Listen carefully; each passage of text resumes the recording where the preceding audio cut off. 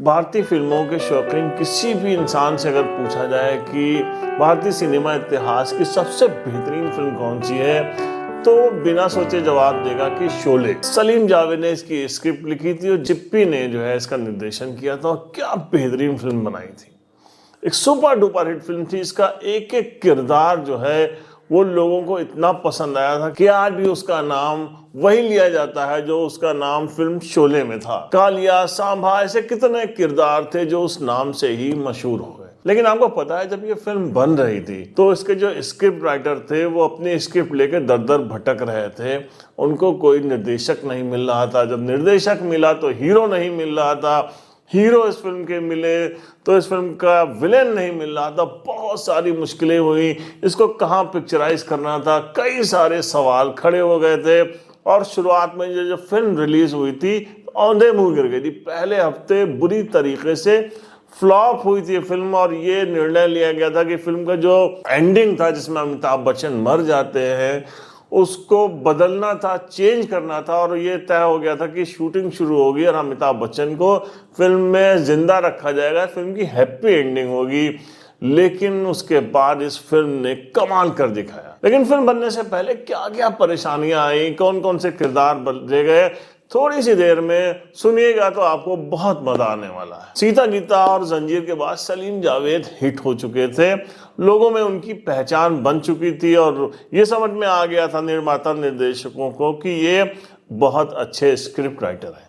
लेकिन ये किसी को नहीं पता था कि आने वाले कुछ सालों में सलीम जावेद कुछ ऐसा कर दिखाएंगे कि उनकी जो फीस होगी वो सुपरस्टार के बराबर होगी। यानी कि राजेश खन्ना, अमिताभ बच्चन और धर्मेंद्र जैसे सुपरस्टार जो फीस लेंगे तो इन दोनों की फीस भी उनके बराबर होगी या उनसे ज्यादा होगी। ये तो किसी ने सोचा भी नहीं। खैर, जब इसकी स्टोरी लिखने की बात हुई तो ये दोनों दोस्त थे जो एक साथ रहा भी करते थे, संघर्षों के भी साथी थे और बहुत सारे ख्याल अलग अलग किताबों से, अलग अलग नॉवेल से ये लोग लेके आते थे आइडिया, तो आपस में शेयर करते थे और उसके बाद स्क्रिप्ट लिखी जाती थी। तो शोले जब लिखने की बात आई तो इन लोगों ने सोचा कि ऐसा करते हैं कि सलीम खान के जिम्मे ये था कि वो फिल्म की स्टोरी लिखेंगे, जावेद अख्तर जो है वो लिखेंगे इस फिल्म के डायलॉग। ऐसी बातें चल रही थी। खैर, ये आइडिया इनके दिमाग में आ गया था और ये दोनों चाह रहे थे कि किसी अच्छे जो है निर्माता निर्देशक को इसके बारे में बताया जाए, इस प्लॉट के बारे में बताया जाए, उसके बाद आगे का काम शुरू हो। इन्होंने यश चोपड़ा को भी इसके बारे में कुछ बताया, लेकिन उस वक्त यश चोपड़ा साहब जो थे वो इस टाइप की फिल्में, मतलब मारधाड़ की फिल्मों में ज़्यादा इंटरेस्ट उनका नहीं था। प्रकाश मेहरा से भी इस पर बातचीत चल रही थी, लेकिन उसी बीच में इनकी मुलाकात हो जाती है जेपी सिप्पी साहब से और जेपी सिप्पी साहब को ये आइडिया पसंद आता है। और फिल्म में जिनको पैसा लगाना था उनसे जब बात की गई तो वो चाहते थे कि इस फिल्म में राजेश खन्ना काम करें, क्योंकि राजेश खन्ना का वो बहुत बड़ा दौर था। लेकिन राजेश खन्ना को ये ज़रा इस फिल्म में इंटरेस्ट नहीं दिखा। उसके बाद इस फिल्म के लिए बात किया उन्होंने, फिर धर्मेंद्र साहब तक बात पहुंची कि धर्मेंद्र इस फिल्म को करेंगे। धर्मेंद्र पहले स्टार थे जो कि जिन्होंने इसको स्क्रिप्ट पढ़ने के बाद तय किया कि हाँ वो इस फिल्म के अंदर काम करेंगे। सबसे पहले धर्मेंद्र की एंट्री होती। धर्मेंद्र की एंट्री के बाद ये हो गया कि अब साहब वीरू तो मिल गए हैं, लेकिन जय की तलाश कहाँ की जाए। जय की तलाश चल रही थी, बहुत सारे लोगों से बातचीत चल रही थी, शत्रुघ्न सिन्हा से भी बातचीत हुई थी। लेकिन सलीम जावेद जो कि जंजीर कर चुके थे उन्होंने बहुत ज़्यादा जो है वो कहा कि डायरेक्टर से कि नहीं, इस फिल्म में अमिताभ बच्चन फिट बैठेंगे। अमिताभ बच्चन को भी जब पता चला सलीम जावेद के थ्रू कि ये बहुत बड़े बजट की बड़ी फिल्म बन रही है, तो एक दिन सुबह सुबह वो पहुंच गए धर्मेंद्र के घर और उन्होंने धर्मेंद्र साहब से कहा कि अगर आप कह देंगे तो मुझे इस फिल्म में एंट्री मिल जाएगी। और धर्मेंद्र के कहने पर फिर अमिताभ बच्चन साहब फिट हो जाते हैं। और जो गब्बर सिंह का रोल था वो बहुत ही ताकतवर था। उसमें किसी ऐसे विलन को रखना था जो एकदम फ्रेश चेहरा दिखता हो। इसके लिए बात की जो है जावेद अख्तर साहब ने भी और सिप्पी साहब ने भी डैनी से। डैनी उस वक्त एकदम नए एंट्री उन्होंने की थी, लेकिन डैनी उस वक्त काम कर रहे थे फिरोज खान साहब के साथ। फिरोज खान जो है वो बड़े, मतलब वो भी उस टाइप के डायरेक्टर थे। बड़ी फिल्म बन रही थी धर्मात्मा। ज़्यादातर उसकी शूटिंग जो थी वो अफगानिस्तान में हो रही थी, इसलिए शोले और धर्मात्मा पॉसिबल नहीं था कि एक साथ दोनों फिल्मों में काम किया जा सके। डैनी को लगा कि नहीं, धर्मात्मा बहुत बड़े बजट की बड़ी फिल्म बन रही है, इसलिए डैनी ने इनकार कर दिया कि नहीं, वो इस फिल्म में काम नहीं कर पाएंगे। अब जब डैनी ने इनकार कर दिया तो फिर अमजद खान को लिया गया। अमजद खान को भी कैसे लिया गया, उनको सलीम जावेद ने किसी थिएटर में काम करते हुए देखा था। उनके फादर जो थे जयंत, आप सभी जानते हैं, बहुत बड़े विलेन इंडस्ट्री के रहे हैं। संघर्ष में जो उनका फिल्म संघर्ष, जो दिलीप कुमार संजीव कुमार की एक, बल्ला सानी साहब की एक फिल्म है, उसमें आपको याद होगा कि कितना ज़बरदस्त रोल किया था। ऐसे जैन की बहुत सारी फिल्में आई थी, लेकिन हम उनको मुझे सबसे ज़्यादा प्रभावित करती है संघर्ष का उनका जो रोल था, इसलिए मैंने उसका नाम ले लिया। तो साहब उनके बेटे थे, और उसके बाद अमजद खान की एंट्री होती है इस फिल्म के अंदर। अमजद खान की एंट्री होती है और उसके बाद अमजद खान जो है वो शूटिंग जब शुरू होती है और उसके बाद अमजद खान से वो डायलॉग वायलॉग बुलाए जाते हैं, तो किसी को लग ही नहीं रहा था कि यार, हमें अजीब टाइप का सबको लग रहा था कि ये बड़ी ओवर एक्टिंग कर रहा है, इतना लाउड बोल रहा है। उसकी हंसी भी जो है उस वक्त जो है वो सारे साथ वालों को भी प्रभावित नहीं कर पा रही थी।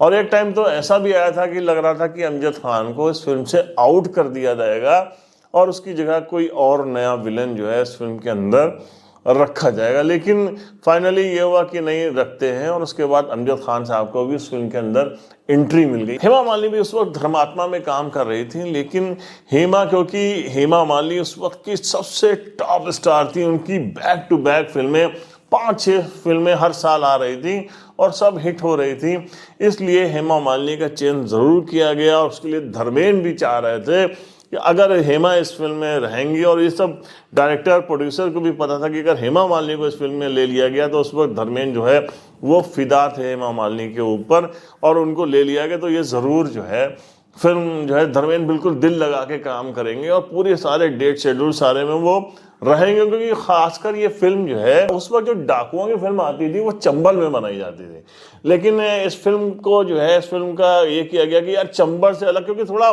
वेस्टर्न लुक दिया गया था इस डाकू गब्बर सिंह को। और गब्बर सिंह जो था उसके बारे में, ये गब्बर सिंह ऐसे नहीं पैदा हो गए थे, ये सलीम जावेद जब आपस में बातें करते रहते तो सलीम खान जो थे उनके फादर पुलिस में थे और उन्होंने साउथ में कोई डाकू को पकड़ा था और उस डाकू की बातें ये बताते रहते थे, तो इसलिए गब्बर सिंह उसका नाम रखा गया और वही लुक उसको दिया गया। थोड़ा वेस्टर्न डकैत का लुक था इस फिल्म के अंदर, इसलिए जो जेपी सिप्पी थे उनके एक असिस्टेंट थे, उन्होंने उनसे कहा कि तुम जाके लोकेशन देखो, और वो उस टाइम में अपनी कार लेके निकल पड़े और पूरे इंडिया का भ्रमण करते रहे। करते करते वो जब वहाँ बेंगलोर के उस जगह पहुँचे तो उनको वो लोकेशन बहुत पसंद आई थी और उसके बाद वहाँ शूटिंग शुरू हुई, शूटिंग वहाँ रखी गई थी। तो साहब वो हेमा मालिनी का भी शेड्यूल बड़ी मुश्किल से हो पाया, फिरोज खान साहब ने उसमें बड़ी नाराज़गी भी दिखाई थी, लेकिन किसी तरीके से मैनेज हो गया और आखिर में हेमा मालिनी की एंट्री भी उस फिल्म में होती है। जया बहादुरी ले ली गई थी, जया के बारे में तो कभी कोई कंट्रोवर्सी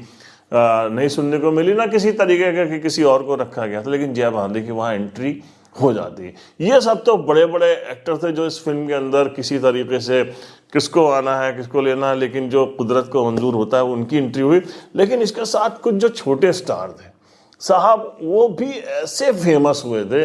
और आपको बता दें कि ये डायलॉग उसके लिखे थे, कई दिन तो सेट पे ही लिखे जाते थे, लेकिन कमाल कर दिया था सलीम जावेद ने।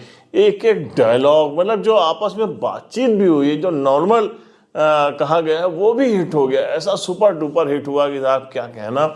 और उसके बाद शोले खैर फिल्म बनी, और फिल्म बनने के बाद जो है 15 अगस्त 1975 को ये फिल्म रिलीज़ की जाती है इंडिया भर में। और उसके बाद जब ये फिल्म रिलीज़ होती है तो पहले वीक में ये फिल्म एकदम फ्लॉप हो जाती है, किसी को मतलब दर्शक ही नहीं मिल रहे थे। हद हो गई जब ये फिल्म नहीं चल पा रही थी, 3-4-5 दिन के बाद इतना बड़ा बजट, इतना पैसे खर्च हो गया था इस फिल्म के ऊपर कि जब ये फिल्म नहीं चल पा रही थी तो एक दिन मीटिंग रखी गई और कहा गया कि इस फिल्म के अंदर जो अमिताभ बच्चन जो लास्ट में मरते हैं, हालांकि क्या आइकॉनिक सीन है वो अमिताभ बच्चन का जिसने जान फूंक दी इस फिल्म के अंदर, उस फिल्म को हटाने का डिसीजन कर लिया है। ये नहीं, ये फिल्म का ये जो शॉट है ना वो हटा दिया जाएगा और इसमें जो है अमिताभ बच्चन को मतलब मरते हुए नहीं दिखाया जाएगा। एकदम ये तय हो गया था। अगले दिन से फिर से वो जो है वो शूटिंग शुरू होनी थी, लेकिन जो नेक्स्ट वीक आया ना उससे फिल्म को रिस्पांस मिलने लगा, दर्शक मिलने लगे, फिर माउथ टू माउथ पब्लिसिटी शुरू हो गई और उसके बाद क्या गजब जो है ढाया है इस फिल्म के अंदर। 5 साल, ये मिनर्वा थिएटर है वहाँ पे मुंबई का, उसमें तो ये फिल्म 5 साल चली थी उस जमाने में। और ये सोचिए कि पूरे इंडिया भर में ऐसी ज़बरदस्त तरीके की फिल्म धूम मचा रही थी। यहाँ लखनऊ जो है, यूपी की जो राजधानी लखनऊ है, यहाँ पे एक लीला सिनेमा हुआ करता था। कहते हैं कि उस सिनेमा हॉल में फिल्म लगी थी और लोग जो आसपास के ज़िले हैं जैसे रायबरेली, बहराइच, गोंडा, बस्ती, गोरखपुर, खलीलाबाद, ऐसे बड़े दूर दूर से लोग बसों में आया करते थे लखनऊ। और उसके बाद जब उनको टिकट्स नहीं मिलते थे तो लीला का जो प्रीमिसेस था, बड़ा सा मैदान था लीला का, उसमें ही कैंप लगा के लोग रहते थे, टिकट लेते थे, मूवीज देखते थे और उसके बाद लखनऊ घूम घाम के वो वापस जाते थे। ऐसी सुपर डुपर हिट फिल्म ये हुई और इतिहास में इस फिल्म को कभी भी नहीं भुलाया जा सकता।